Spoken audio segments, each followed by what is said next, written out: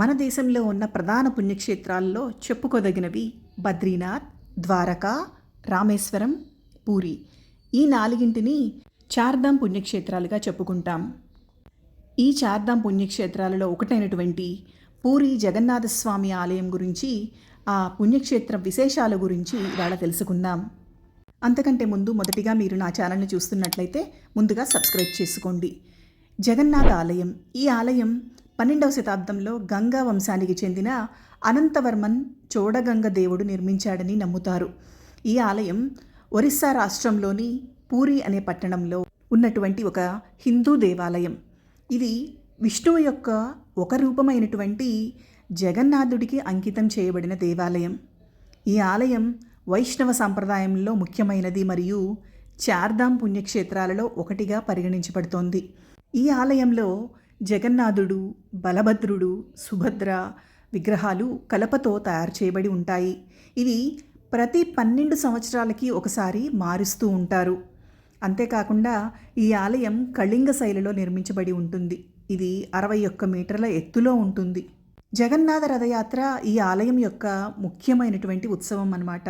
దీనిని గండయాత్ర అని కూడా అంటూ ఉంటారు. ఇక్కడ ఆలయంలో ఉన్నటువంటి ప్రసాదం కూడా చాలా ప్రసిద్ధి చెందింది.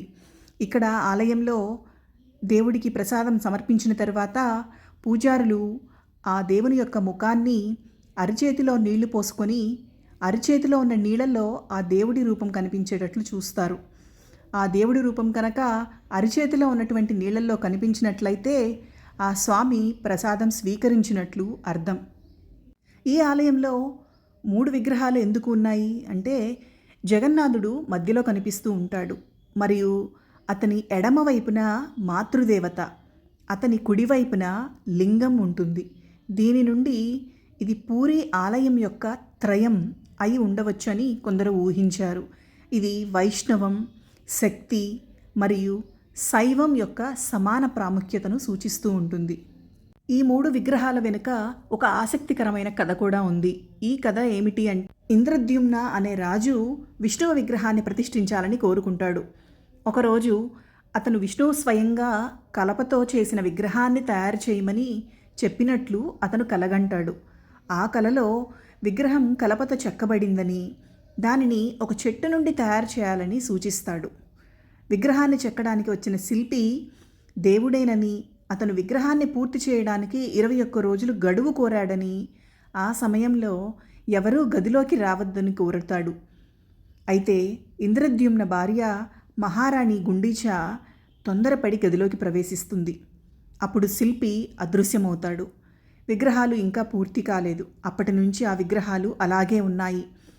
వాటి చేతులు, కాళ్ళు లేవు. ఈ విగ్రహాలు జగన్నాథుడు, బలభద్రుడు, సుభద్రలకు చెందినవి. దాని ప్రకారం విగ్రహాలు సగంలోనే ఆపివేయబడ్డాయి. ఈ విగ్రహాలు పూరి జగన్నాథ ఆలయంలోని గర్భగుడిలో కొలువై ఉన్నాయి. రథయాత్ర సమయంలో ఈ విగ్రహాలను ప్రత్యేకంగా తయారు చేసిన రథాలపై ఊరేగిస్తారు. ఇక్కడ బలభద్రుడు ఎవరు అనంటే, శ్రీ సుదర్శనుని తరువాత జగన్నాథుని అన్నయ్య బలభద్రుడు. ఈ బలభద్రుడు తన తలధ్వజ రథంపై కూర్చొని ఉంటాడు. జగన్నాథుని రథాన్ని ఒక పేరుతో పిలుస్తారు. అది నందిఘోష అని అంటారు. ఇది 45 అడుగుల ఎత్తు మరియు చక్రాల స్థాయిలో 45 అడుగుల చతురస్రం కలిగి ఉంటుంది. దీనికి 16 చక్రాలు ఉంటాయి. ఒక్కొక్కటి 7 అడుగుల వ్యాసం కలిగి ఉంటాయి. అంతేకాకుండా ఎరుపు మరియు పసుపు వస్త్రంతో చేసిన కవర్తో అలంకరించబడి ఉంటుంది. అంతేకాకుండా ఇక్కడ రత్నభండారు ఉంది. ఈ రత్నభండారుని తెరవడానికి చాలామంది ప్రయత్నించారు. ఈ రత్నభండారు లోపల ఒక రహస్య గది ఉంది. కానీ ఇది పూరి రాజులు జగన్నాథుని సంపదను ఆక్రమణదారుల నుండి రక్షించడానికి ఈ రహస్య గదిని నిర్మించారని స్థానిక ఇతిహాసాలు చెబుతున్నాయి. ఇక్కడ గత 1800 సంవత్సరాలుగా ఒక సాధువు ఆలయంలోని 45 అంతస్తుల గోపురాన్ని ఎక్కి జెండాను మార్చడం అనేది దైవిక సాంప్రదాయం. ఈ పవిత్ర ఆచారానికి ఎప్పుడైనా అంతరాయం కలిగితే ఒక్కరోజు అయినా కూడా పురాతన ఆచారాల ప్రకారం ఆలయం 18 సంవత్సరాల పాటు మూసివేయబడుతోంది. రథయాత్రకు 2 రోజుల ముందుగా అంటే అమావాస్య నాడు నూతన దేవతామూర్తుల నేత్రోత్సవం జరుగుతోంది. యథావిధిగా పూజలు మొదలవుతాయి. మరుసటి రోజు ప్రజలకు నవయవ్వన దర్శనం లభిస్తోంది. ఆషాఢ శుక్ల విదియ నాడు పాండాలు మేళతాళాలతో ఉదయకాల పూజలు నిర్వహించి మణిమా అంటూ పెద్ద ఎత్తున నినాదాలు చేస్తూ విగ్రహాల్ని కదిలిస్తారు. మణిమా అంటే జగన్నాథ అని అర్థం.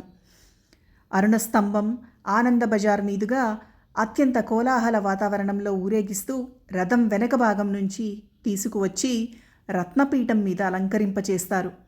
ఈ ఉత్సవాన్ని పహండి అంటారు. ఆ దశలో కులమత భేదాలకు తావు ఉండదు.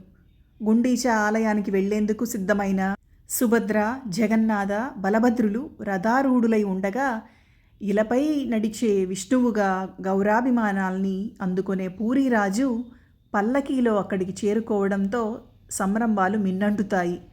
పరమాత్ముని ముందు సేవకుడుగా మారిన ఆ మహారాజు బంగారపు చీపురితో రథాల లోపల ఊడుస్తాడు. దీన్నే చరాపహార అంటారు. ఆషాఢం వస్తోంది అనగానే అందరికీ జగన్నాథుని రథయాత్రే గుర్తుకొస్తుంది. ఆషాఢమాసంలోని రెండో రోజు ఈ పండుగ చేస్తారు. కానీ ఈ రథయాత్రకి సంబంధించిన వింతలు చాలామందికి తెలియవు. ప్రపంచంలో ఏ గుడిలో అయినా కూడా ఉత్సవ విగ్రహాలు మాత్రమే ఊరేగింపుకి వాడతారు. కానీ పూరిలో అలా కాదు. సాక్షాత్తు గర్భగుడిలో ఉండే దేవుళ్ళే గుడి బయటకు వస్తారు. ఆ సమయంలో వాళ్ళని ఏ మతం వాళ్ళైనా చూడొచ్చు. ఈ జగన్నాథుని రథయాత్ర కోసం ప్రతిసారి కొత్త రథాలను తయారు చేస్తారు. వీటి తయారీని అక్షయ తృతీయ రోజున మొదలు పెడతారు. జగన్నాథుడి కోసం చేసే రథాన్ని గరుడధ్వజం అని, బలభద్రుని కోసం తయారు చేసే రథాన్ని తాళధ్వజం అని, సుభద్ర కోసం చేసే రథాన్ని దేవదాలన అని పిలుస్తారు. మామూలుగా రథయాత్రలు ఊరంతా తిరిగి చివరికి గుడికి చేరుకుంటాయి. కానీ జగన్నాథ రథయాత్ర అలా కాదు. జగన్నాథుడికి గుండీచా అనే పిన్నిగారు ఉన్నారు. ఆవిడ ఉండే గుడి పూరి ఆలయానికి ఒక 2 కిలోమీటర్ల దూరంలో ఉంటుంది. జగన్నాథుడు ఓ 9 రోజుల పాటు ఆ ఆలయంలో ఉంటాడు. తిరిగి ఆషాఢమాసంలోని 10వ రోజున పూరి గుడికి చేరుకుంటాడు. మన దగ్గర రాములవారి కళ్యాణం రోజు తప్పకుండా వర్షం పడుతుందనేది ఒక నమ్మకం. అలాగే జగన్నాథ రథయాత్రలో కూడా ప్రతిసారి వర్షం పడడం ఒక విశేషం.